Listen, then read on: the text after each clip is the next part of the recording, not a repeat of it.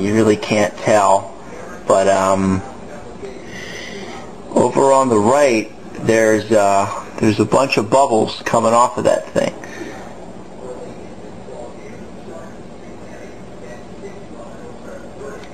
I'll try to get a picture of it, but there are a ton of bubbles. You can see the one on the right's kind of blurry, and it's not as good in focus as the one on the left.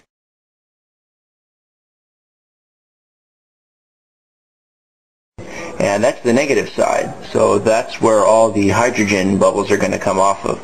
The oxygen bubbles are going to come off of the positively charged electrode, or the anode. So now what I'm going to do is I'm going to put a little bit of baking soda in there, stir it up, and you'll be able to tell the difference.